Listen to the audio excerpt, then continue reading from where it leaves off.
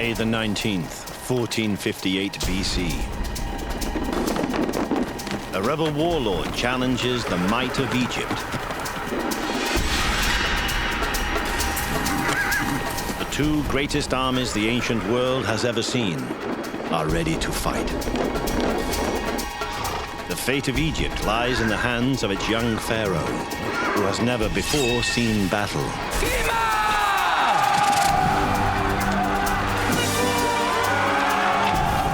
If the rebels win, Egyptian civilization will crumble. This is a true story.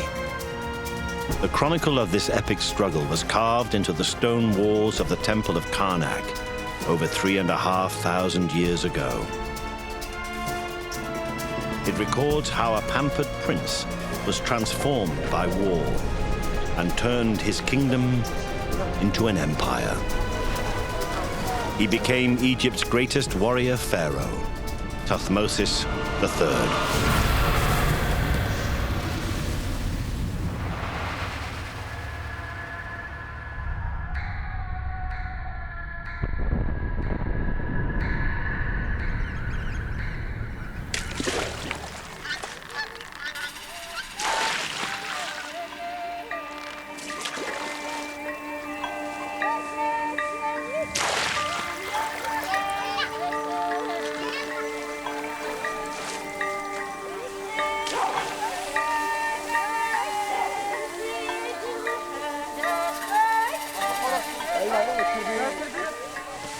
For a generation, Egypt's 3 million people have lived in peace and prosperity. Most are farmers and fishermen, living along the fertile banks of the River Nile.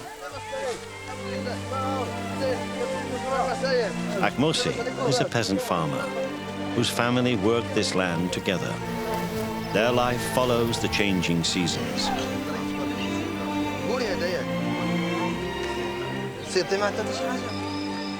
Egyptians marry young. Thutmose's wife is just 16.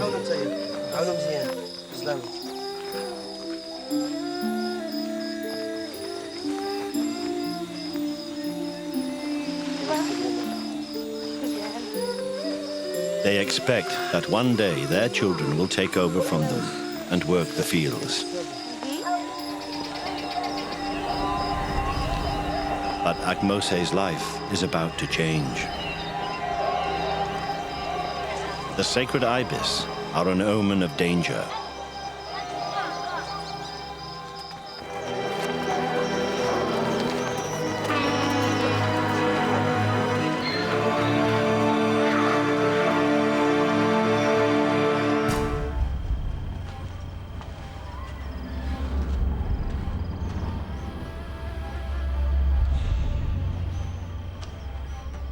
"200 miles away in the capital, Thebes, Queen Hatshepsut, the female pharaoh, is dead.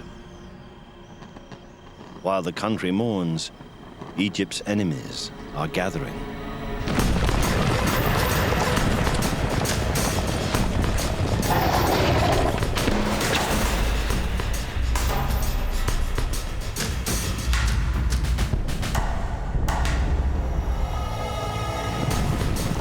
The Prince of Kadesh, an embittered Syrian warlord, is whipping up revolt among the tribes of the north. For decades, they have struggled under the yoke of Egypt and her imperial ambitions. With 150 mutinous princes behind him, Kadesh plans to invade Egypt and crush the power of the pharaohs.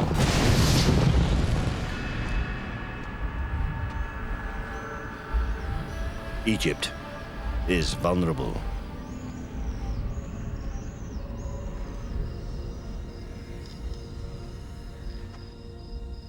What she needs now is a leader of unswerving courage and tested military skill.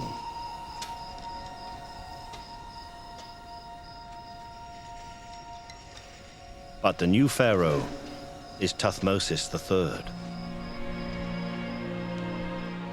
For 20 years, this princeling has been kept from power by his stepmother, Queen Hatshepsut.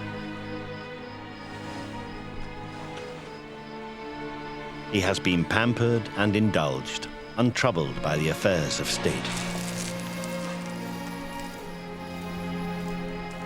But now he is a king with a nation to lead.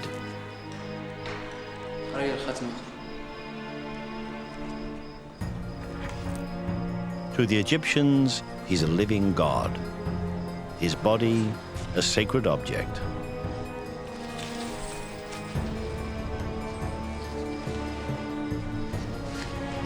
But to his enemies, he's simply a young king with no experience of battle and a feeble hold on power.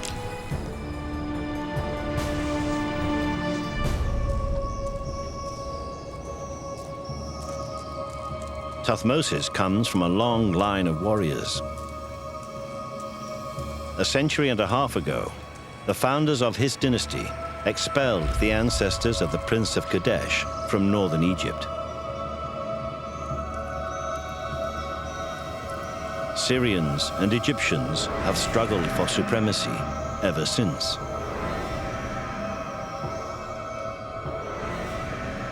But none of Thutmosis's ancestors ever faced a military challenge as great as the one that confronts him now. Three and a half thousand years later, this is modern Luxor and the ruins of Thutmosis's temple of Karnak.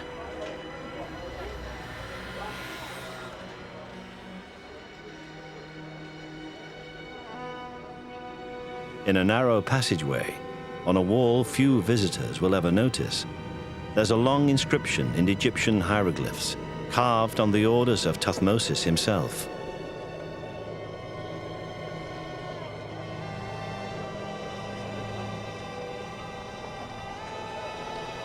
It tells the story of his war against the Syrians, which begins in the winter of 1458 BC. Ropes jutsen, ebudefed peret suzyutju. Feshhemef chetimni jaru. Emudze tepetni nachet, etar tekeku, tatchukeme emkenet, emnachet. Just weeks after taking the throne, Thutmosis and his entourage moved from Thebes to the fortress of Jaru, 500 miles north. Jaru is on the Syrian border. It's Egypt's largest garrison and the gateway to the Middle East.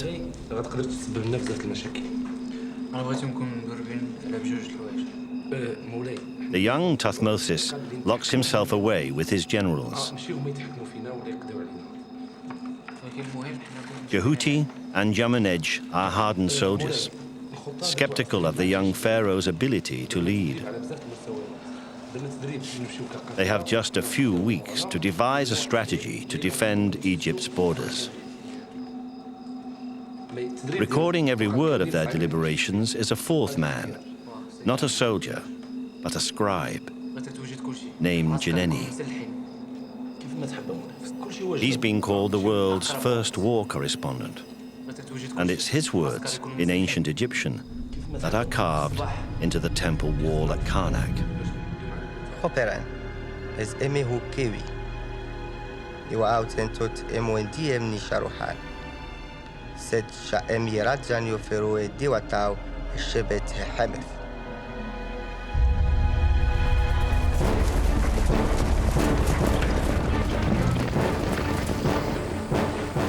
The Prince of Kadesh and his allies have gathered at the city of Megiddo, near present-day Jerusalem.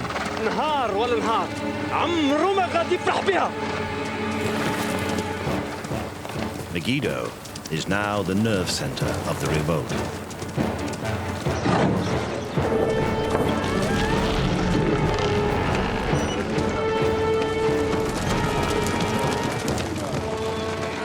Kadesh has persuaded the northern warlords to provide him with every fighting man they have.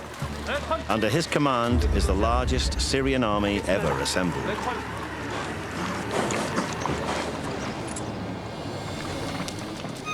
He's determined that this time, Egypt will fall.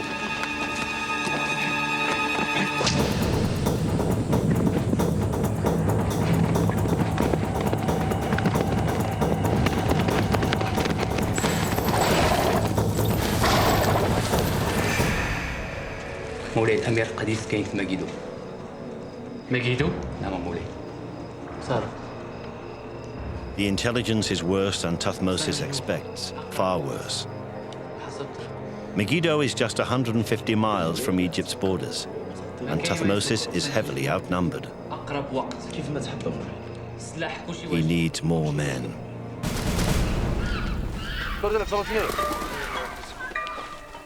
هذاك الباب اللي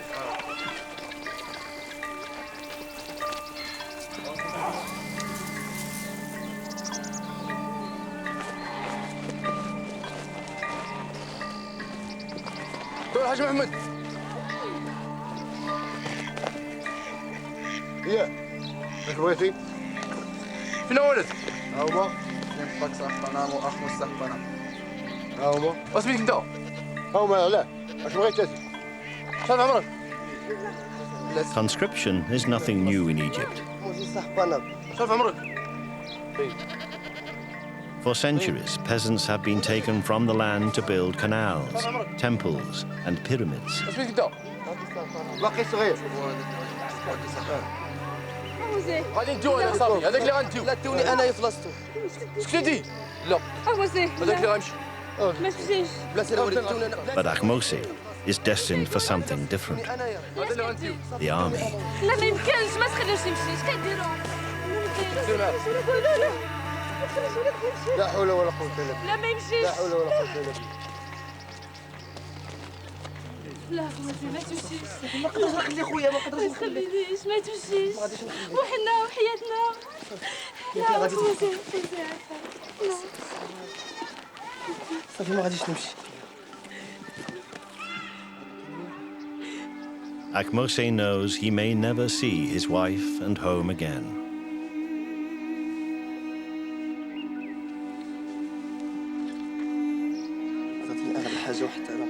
The eye of the hawk god Horus is a magic charm that wards off danger.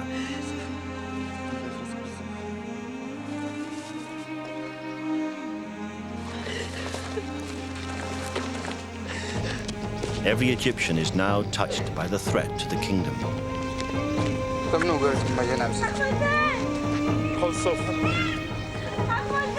Ahmose is just one of thousands of young men herded north to possible death in the struggle against the Syrians.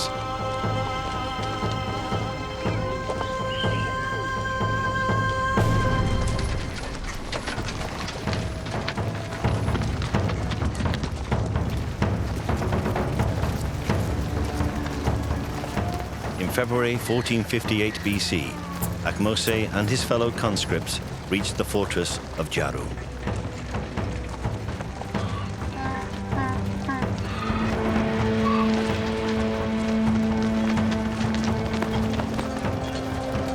The pharaoh is mustering every fighting man in the kingdom to throw against the Syrian rebels who plan to invade Egypt.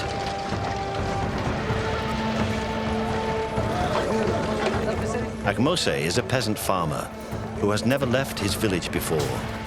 He is now going to be made part of the most sophisticated army the world has ever seen. Quartermasters marshal food, weapons, and clothing supplies. Every day, an army of 10,000 men consumes 14 tons of grain and 95,000 liters of water. The wealth of Egypt pours into the war effort.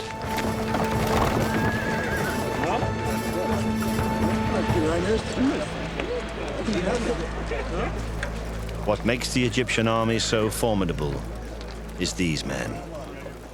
An elite corps of professional soldiers, Nubians from the south, in what is today's Sudan.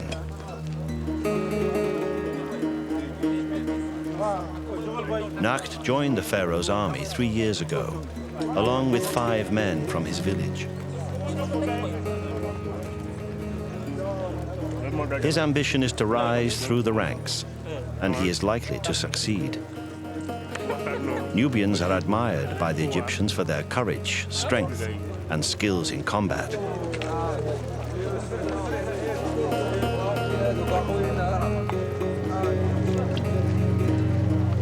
For men like Nacht, the coming war is an opportunity. There's booty to be had and glory to be won.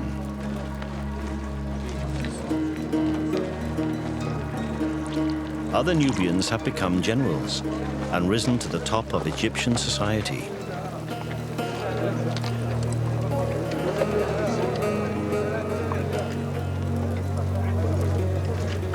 The most Ahmose can hope for is to get back to his home alive.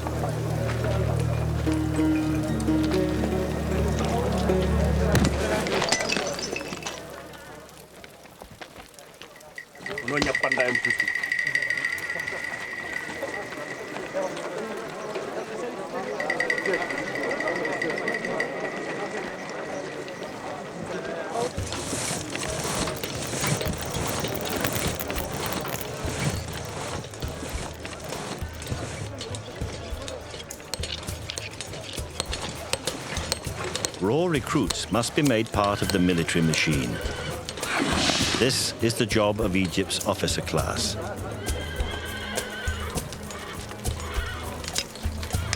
Yamunej and Jehuti are two of the pharaoh's most trusted generals. They come from very different backgrounds. Jehuti is an aristocrat. Yamunej rose through the ranks.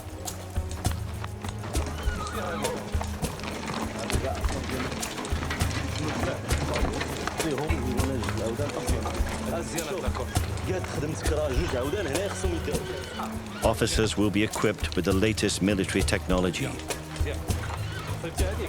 Ivory-tipped arrows, bows made of imported birch or elm, bound with glue made from fish bladders, as well as the most radical innovation of all, the chariot, a lightweight war machine that brings speed and surprise to the battlefield.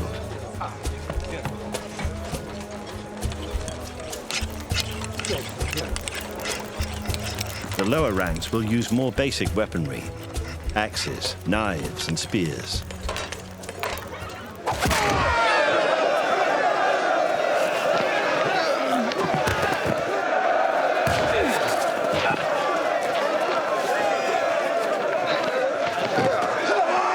Nacht is putting the new recruits through their paces. Wrestling is the Egyptians' favorite sport, and in the army, it's a useful test of manhood.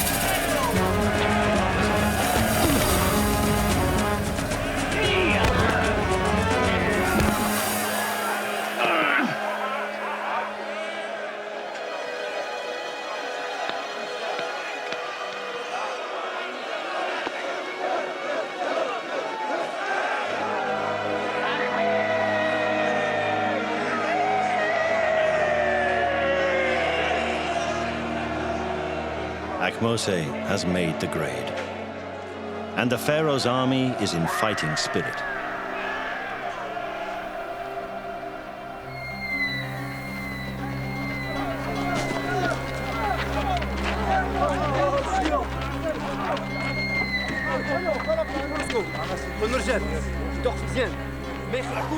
By April, the Prince of Kadesh is preparing to move the coalition's 10,000 men from Megiddo towards the Egyptian border.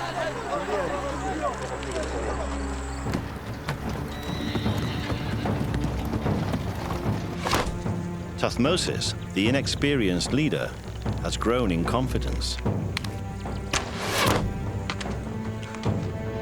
He won't wait for the Syrians to invade. He won't fight a defensive war.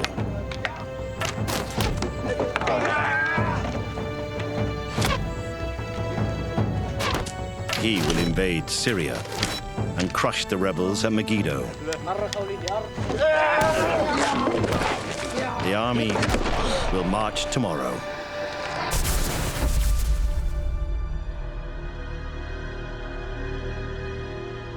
This momentous decision is recorded by Jeneni in his chronicle, inscribed on the walls of the temple of Karnak.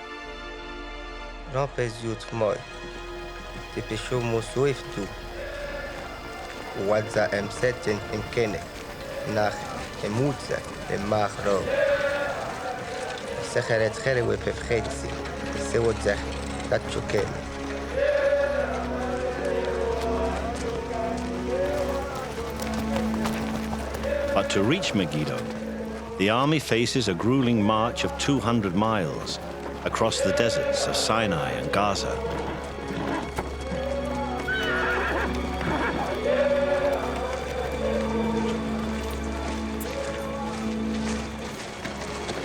Jeneni the scribe is part of the campaign.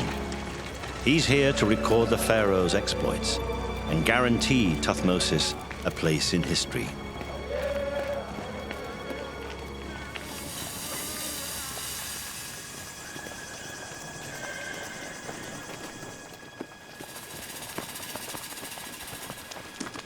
Jeneni is not interested in the hardships of foot soldiers, such as Ahmose and Nacht. But this 1,000-year-old papyrus, discovered in a tomb in Luxor, tells us what life was like for the ordinary soldier on campaign in Syria. ستاهم إرخارو بيصرف إفسو بنحبسو أمتبتو إناف مشعو إرقاي أمتاسو سويف محرخمت أنهورو إيوشانس ميداباي حاماي ستخاتف وحيو إخامف دجاتف حافقانف باتف سقابي ومشعو.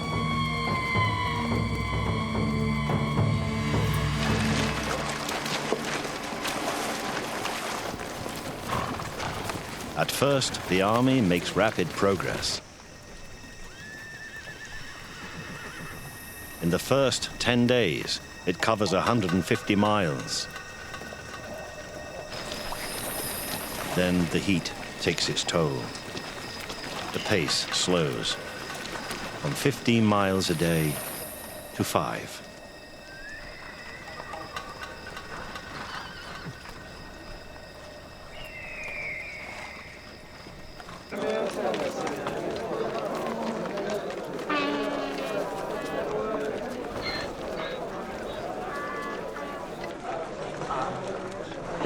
Three weeks later, and the troops have crossed the Gaza Strip and the hills of Canaan.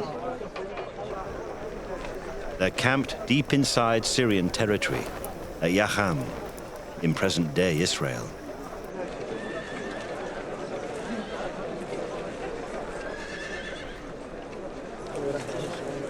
The soldiers are exhausted, and their thoughts turn towards home.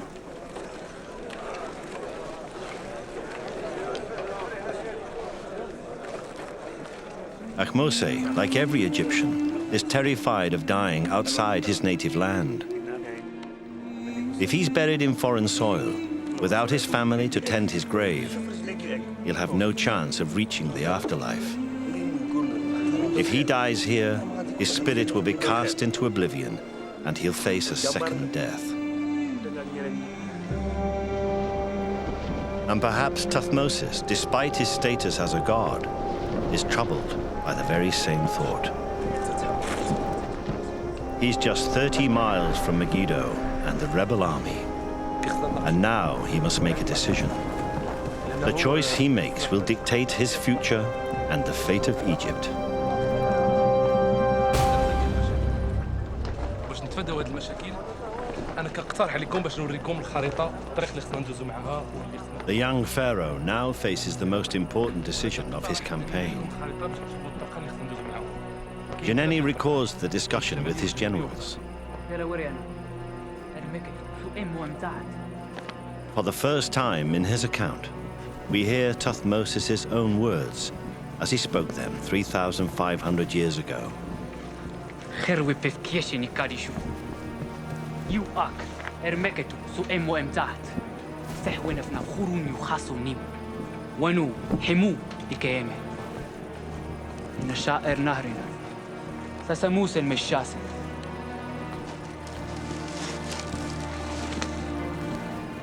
Surprise is the key. Reach Megiddo quickly, catch the Syrians unawares, and they could crush the rebellion in a single strike. هناك خصنا نمشي. From their camp at Yacham, there are 3 routes to Megiddo. هو الجيش ديالنا ما يقدرش يتحمل المصاعب ديال هذا. Through Yokneam, الطريق هذه قريبة. north of Mount Carmel. إنما المشكل ديالها هو أنها تعرضوا لبزاف ديال الأخطار. South through Tanakh, approaching Megiddo from the southeast. وكيبقى الاقتراح ديالك هو الاقتراح. These are the safest routes, but also the longest. There is a third approach, the Aruna Pass, a narrow gorge that snakes through the mountains. It's the most direct and the most dangerous. For hours on end, the army would be exposed to ambush.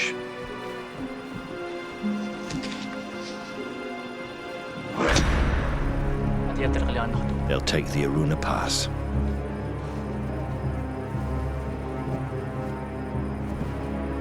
The generals think the young pharaoh is wrong. Janeni records their words.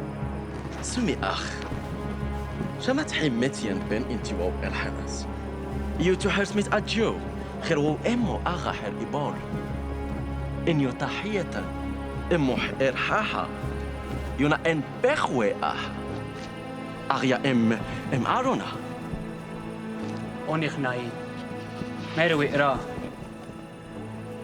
حسو تيوتي أمون يواتشا حمي حرمين جنبه أرونا إميشا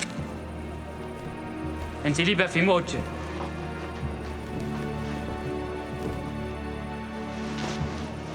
حرنا الماجيان جودا جوين ميك كاسن إمنا خير وبوترا إن يو حمف وجهر كيمة جن يوفا أرسنة جنان كاسن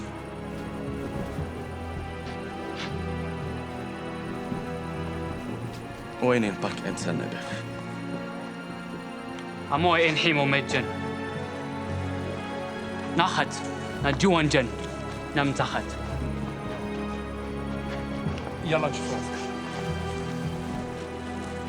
أموي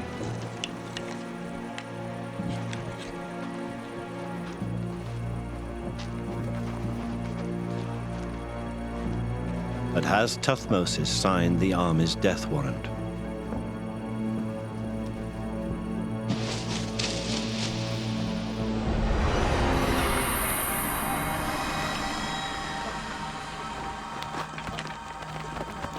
On the 14th of May, Thutmoses leads his army into the Aruna Pass.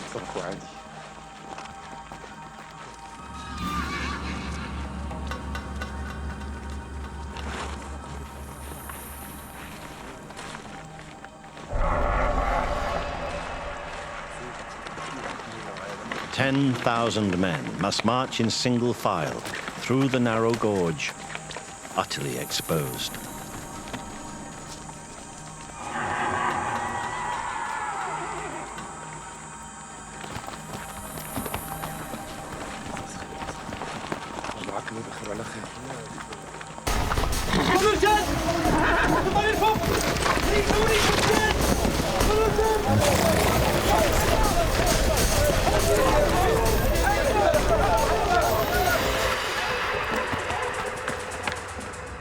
For 12 hours, they are open to attack from above.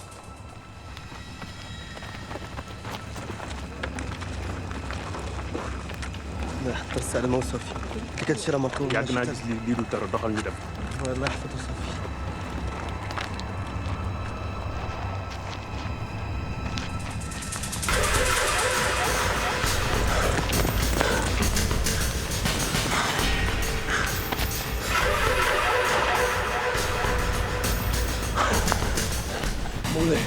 لقد سلك فرعون But the Syrian ambush never comes. طريق القارون.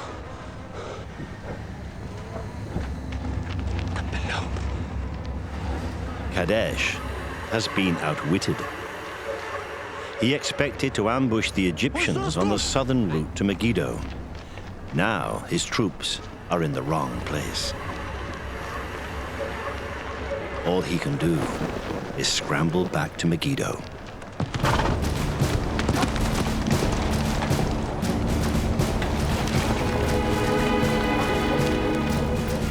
Six hours later, Thutmosis is within sight of the Syrian stronghold.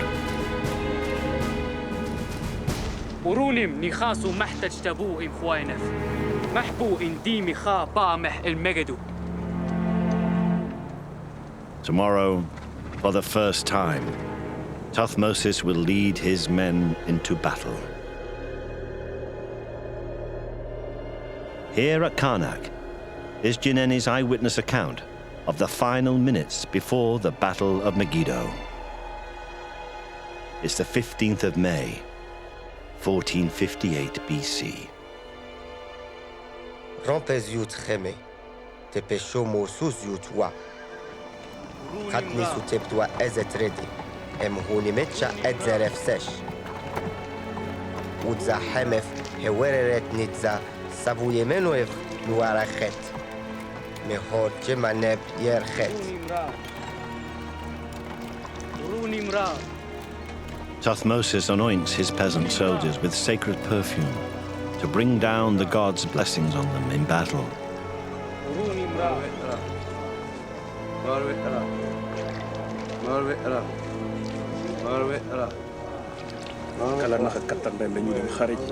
The real test has come.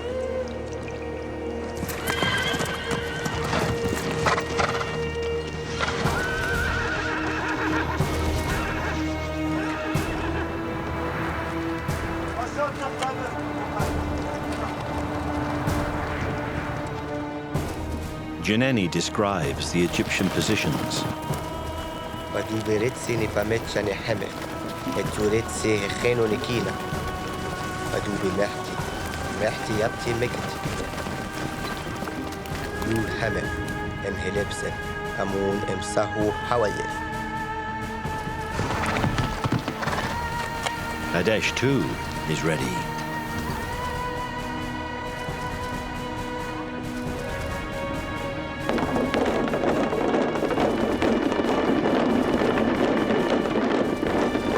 Egyptians and Syrians face each other at last.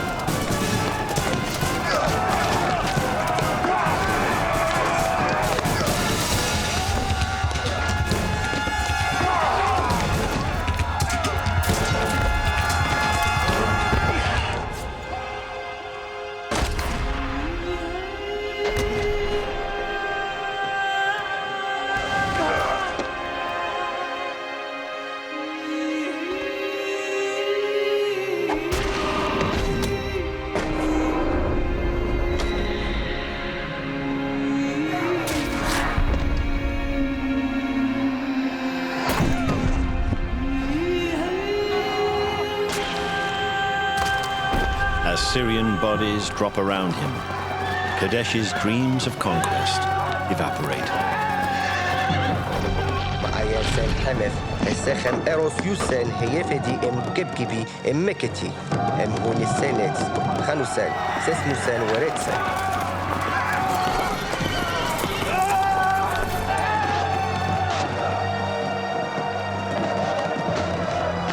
هوتو ساتن تبتن هوبسوسان انديان بين ازت ختمان ناين رومت ديان بنيروس خانوسان هبسوي اتبتن ست هيري ديان بين.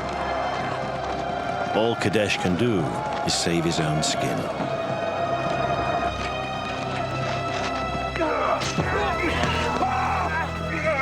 The Egyptians have victory within their grasp, but they let it slip through their fingers. Instead of attacking the city, they loot the bodies of their Syrian enemies. It's the common soldier's chance to enrich himself, but it's a military disaster. Janeni's account condemns the foot soldiers for their greed. Azit, haner met shane hame fredi lebsen. Ehak nayen khetwe enayen kherewe yusen ehak mekete emtat.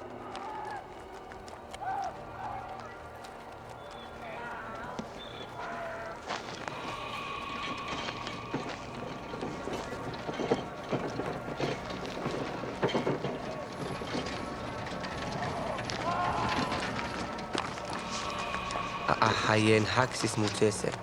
Werets nebu heads eruem hak. Sekusensetzer emsetzetsi mimirmu. Emkahshinu metchanachet nihemef hehopchetu eru. The Egyptians measure their success by collecting severed hands. But this is not yet a victory. أنت شوف صب معايا واحد جوج لب نيجي نيو برام لب شوف أحمد ما يدول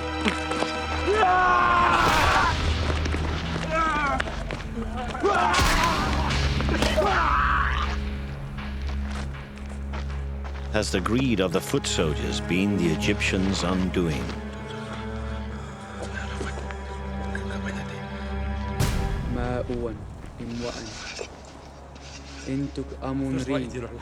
The Pharaoh's generals are in disgrace.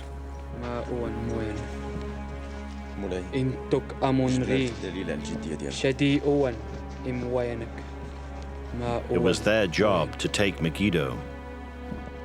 Instead, they stood by while their own soldiers plundered.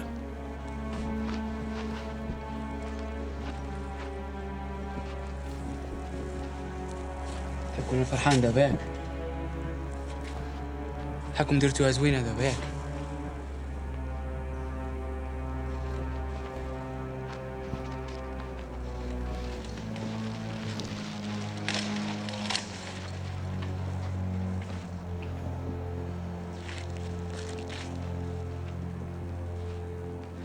رنوينا منيو نخت مكرت يعني انتو مكراه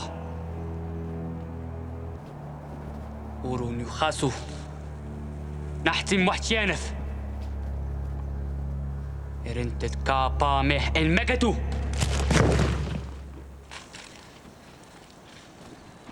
خرجوا عليا Thutmosis will now have to starve the Syrians into submission.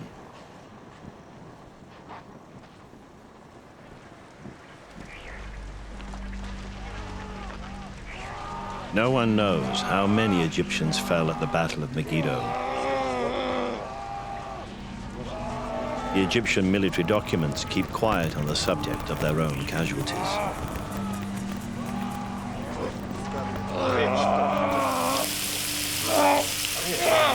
What we do know is how Egyptian surgeons treated the wounded.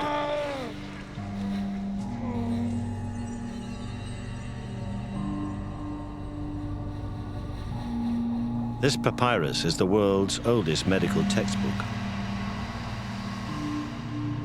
It gives detailed descriptions of treatments for battle injuries.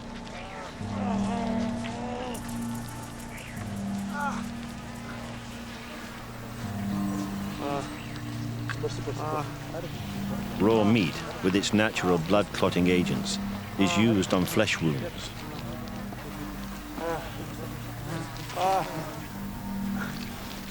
Burns are treated with a mixture of gum, ram's hair, and the milk of a breastfeeding woman.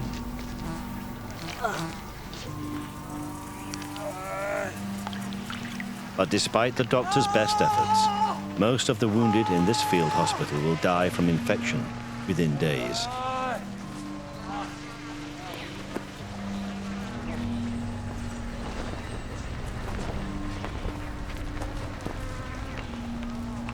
Another ancient text sums up the fate of many Egyptian soldiers.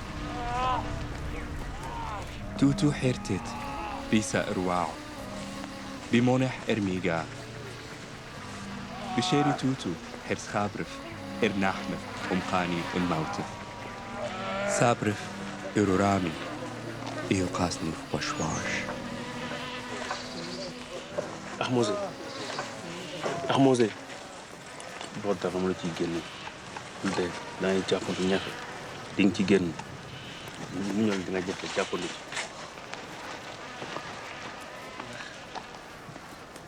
Ahmose Ahmose Ahmose Ahmose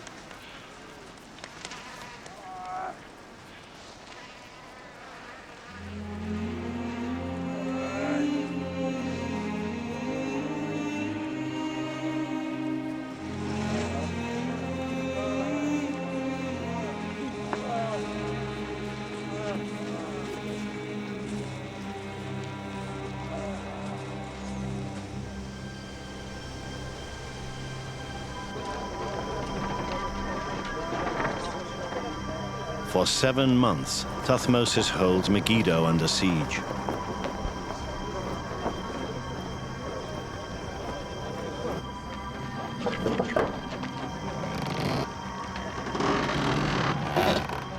Finally, in December 1458 BC, a symbol of surrender.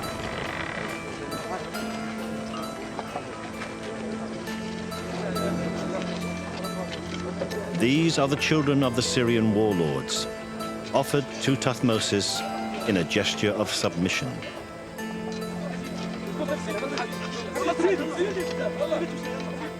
The Syrian revolt is over. The children will be taken to Egypt as hostages and killed if their families rebel again. Some are destined to become puppet rulers within Thutmose's new Egyptian empire.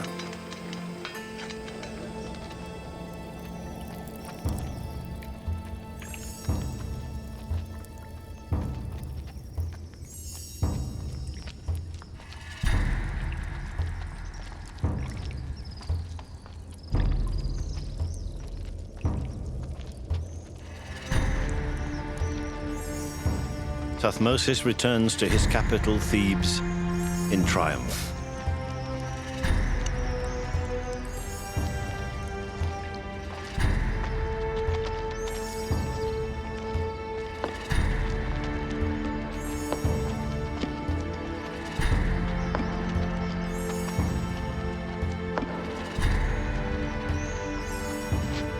No one doubts his strength now.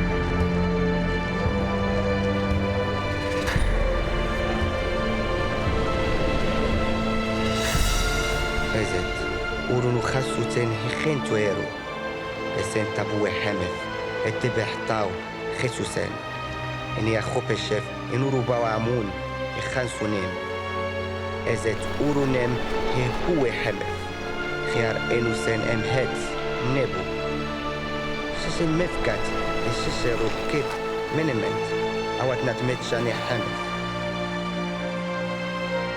واتكت إموس الخيار إنو مخنتت. The final words of Juneni's chronicle are those of the defeated enemy, the Prince of Kadesh.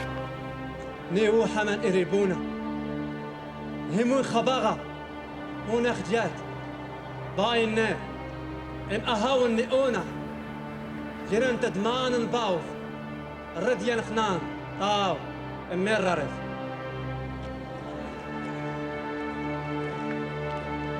Over the next 20 years, the pharaoh Thutmose III fought and won another 17 campaigns.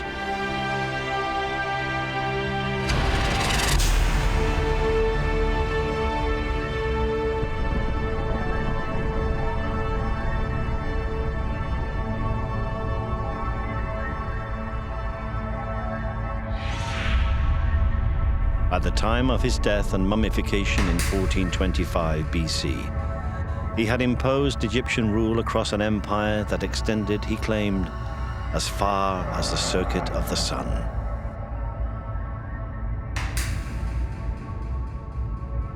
Juneni's eyewitness account of the Battle of Megiddo set a standard of military heroism for every pharaoh who followed.